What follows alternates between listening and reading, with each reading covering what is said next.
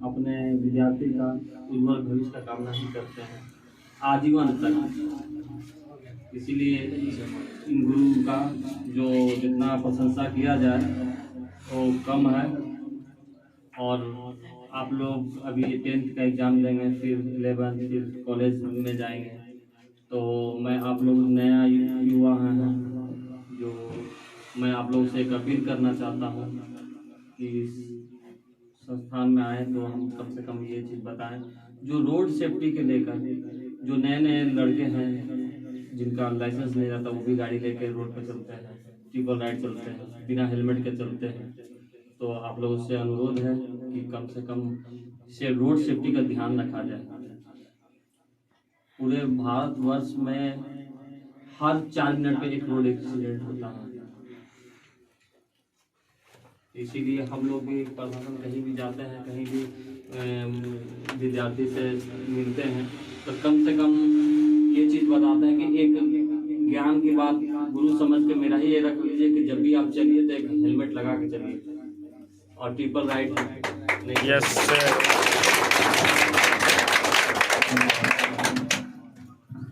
Thank you sir. आपने बहुत अच्छा वचन प्रदान किया, जो कि बहुत ऐसे बच्चे हैं जो कि विदाउट हेलमेट जाते हैं और अपना एटीट्यूड दिखाते हैं और हीरोगिरी ज़्यादा करते हैं।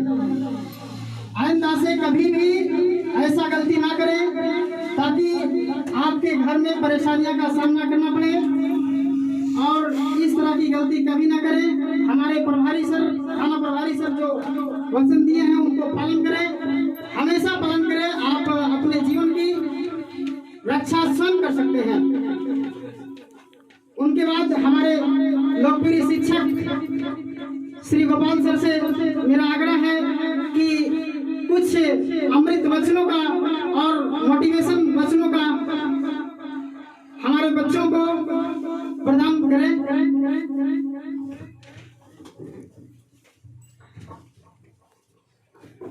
हेलो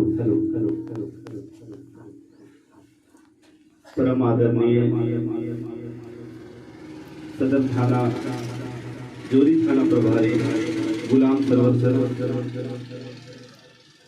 उपस्थित आपके प्रिय शिक्षक कलेश्वर सर, विकास सर, सरवर सर के साथ आए सुरक्षा में लगे जिला प्रशासन के लोग, मीडिया भाई और यहाँ उपस्थित मेरे प्यारे छोटे भाई और भाई, मैं सबसे पहले जो सरवर सर बताए उनकी बात को दोहराकर आगे बढ़ता हूँ।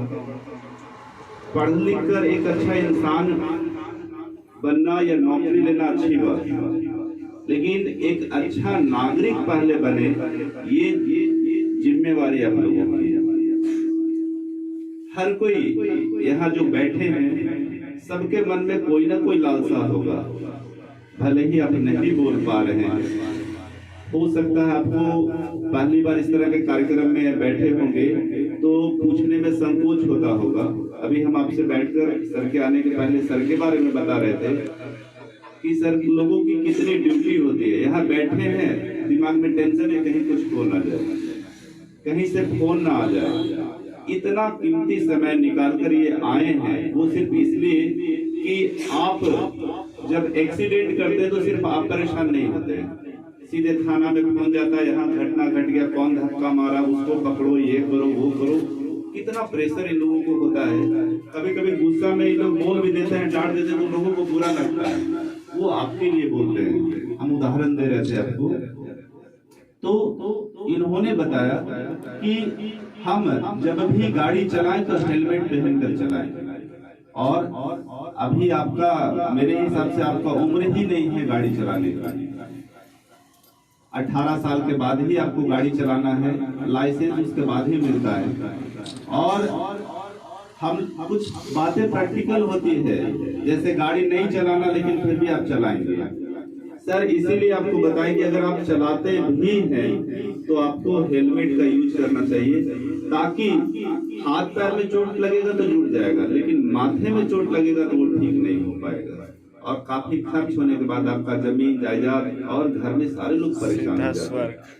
तो आज सर का जो कहना था उसमें आप एकदम गांठ बांध ले कि बाइक जब भी चलाएं तो हेलमेट लगाकर चलाएं, और कोशिश करें। आप हमको एक लाइन में बताइए कि अगर यहाँ से लाइन से 200 आदमी खड़ा हो जाए और हम 200 के या 100 के स्पीड से जाएंगे तो कितना लोग हमको अच्छे से देख पाएगा? 200 या 100 के स्पीड में गाड़ी चलाकर हम जाएंगे तो हमको कोई अच्छे से देख पाएगा? नहीं देख पाएगा। और हम 20 या 30 के स्पीड से चला के जाएंगे तो हमको सब कोई देख लेगा कि गोपाल से जा रहे हैं, या नहीं? और 100-150 की स्पीड में जाने के बाद पीछे से कुछ लोग कहेगा जय तो बेटा जय,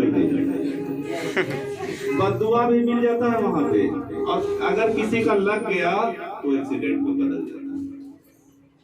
समझ आ रहा है क्या बोले? तो बड़ी बात बोले, ज्ञान हम लोग बहुत अच्छा काम कर लेंगे, लेकिन अगर हम रास्ते पे अच्छे से नहीं चल पा रहे, अच्छा नागरिक नहीं बने, तो पढ़ लिख कर उस जानवर के समान। अब आगे बढ़ते हैं आज के कड़ी में। आज जिस उद्देश्य से हम यहाँ बैठे हैं, उद्देश्य हमें बुलाना क्या है, सर को बुलाना क्या है, उस उद्देश्य से बात करते हैं। यहाँ अभी हम अपने संबोधन में कहे मेरे छोटे भाई और बहन, ठीक है। अगर मन में, हर विद्यार्थी का मन में जब पढ़ाई करते हैं तो भाई बहन, शादी तो एक से ही होती है ना, समय पे भी होता है, माँ बाप उसके लिए चिंतित हैं, या नहीं? अभी बताए कि बहन लोग जब चतरा जाएगी या बाहर पढ़ने जाएगी तो बहुत लफू लोग आगे पीछे घूमेगा। माँ बाप जिस प्रतिष्ठा के लिए आपको वहाँ भेजे हैं, वो प्रतिष्ठा को ध्यान में रखकर कभी गलत कदम नहीं उठाओ। भाई लोगों से भी कहेंगे कि सबसे पहले अपना उद्देश्य का पूर्ति कर ले, जिस उद्देश्य के लिए हम पढ़ाई कर रहे हैं वो पूरा कर ले। उसके बाद समय होते ही आपसे ज्यादा आपके माँ बाप को चिंता होगा, समय पे आपका शादी विवाह होता है और होगा, ऐसा प्रचलन है भारत में, हाँ या नहीं? ठीक है। तो सबसे पहले ये पहला हेलमेट, दूसरा ये आईएससी के बाद या मैट्रिक के बाद आप पढ़ने कहीं भी जा रहे हैं तो अपना लक्ष्य को निर्धारित करना है और उसी के इर्द गिर्द घूमना है, लड़कियों के पीछे नहीं या इधर उधर नहीं। समझ आ रहा है कि नहीं? यस।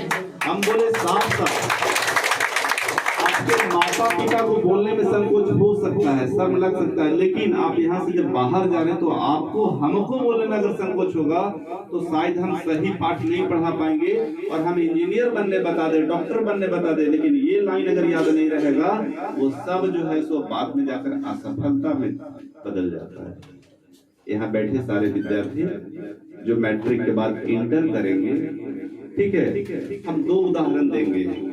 जो लोग कहते हैं कि हम गरीब हैं, जो लोग कहते हैं हम गरीब हैं, हम कैसे डॉक्टर बनेंगे, हम गरीब हैं, हमारे माता पिता के पास पैसा नहीं है, कैसे थाना प्रभारी बनेंगे, कैसे डीसी बनेंगे, उसके लिए दो उदाहरण देंगे हम। और हमको लगता है ये दो उदाहरण आपके लिए काफी होगा समझाने के लिए। पहला उदाहरण देंगे अभी हाल फिलहाल की घटना में श्रीनाथ जी का। इनका नई नाम सुने होंगे आप लोग, क्योंकि अभी 10th में है और थोड़ा मोबाइल में टिकटॉक और ये सब देखते होंगे, समाचार नहीं देखते होंगे।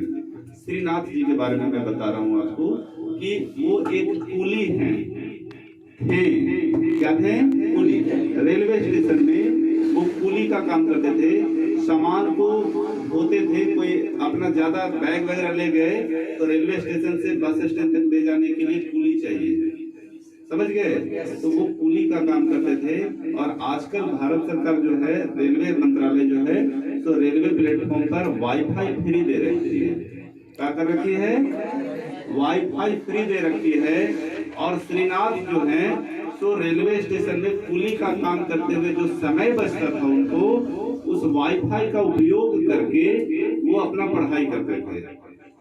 लोग उनको मजाक बनाता था, दिन भर मोबाइल में देखते रहता है और कुछ करने का नहीं है, जब टाइम मिलता तब मोबाइल। लेकिन वो कर क्या रहे थे? उस मोबाइल का यूज कर रहे थे क्या चीज के लिए? पढ़ाई में। और आपको जानकर ताजुब होगा, हम लोगों का रोआ खड़ा हो जाता है, वो अंततः उस वाईफाई का यूज करके आईएएस बने। क्या बने हैं? आईएएस। समझ आया? तो कहाँ गरीबी, कहाँ टीचर। बहुत लोग कहते ट्यूशन नहीं ले पाते हैं सर, बहुत लोग कहते घर से नहीं पढ़ पाते सर। जिस मोबाइल को आप अपने हाथ में पकड़े हैं उसका सही उपयोग करके आप बहुत बेहतर कर सकते हैं। समझ आया क्या बोले? कूली का काम करते हुए वाईफाई का उपयोग करके बढ़िया पढ़ाई करके क्या बने? IAS बने। नेट में आप सर्च करेंगे एकदम बिल्कुल मिलेगा। जो हम बोल रहे हैं वो यूनिवर्सल है और पूरा भारत इस चीज के लिए प्रेरणा लेता है। गरीब विद्यार्थी प्रेरणा लेता है, हम लोग प्रेरणा लेते हैं कि इस विकट परिस्थिति में भी कैसे वो IAS बनकर पूरे समाज में मिसाल कायम किए। आज हम उनके बारे में यहाँ बोल रहे हैं। सामान्य कोई भी कूली है उसके बारे में हम यहाँ बोल रहे हैं क्या? नहीं बोलते। दूसरा उदाहरण बहनों के लिए दे रहे हैं। दूसरा उदाहरण किसके लिए दे रहे हैं? बहनों के लिए। अरुणिमा सिन्हा, इनका नाम बोले? अरुणिमा सिन्हा। नेट में आप इसको भी सर्च कर सकते हैं। ठीक है, अरुणिमा सिन्हा। ठीक है, क्यों बोलना पड़ा बहनों को कि जब आप बाहर जाएंगे तो बहुत लोग इधर आगे पीछे होंगे, पैसा खर्च करेंगे और फिर आपका गलत दुरुपयोग करेंगे और फिर आप जिस उद्देश्य से जा रहे हैं वो उस उद्देश्य से निकल जाएंगे। अरुणिमा सिन्हा रेलवे से कहीं जा रहे थे, कुछ बदमाश लड़कों ने उनके साथ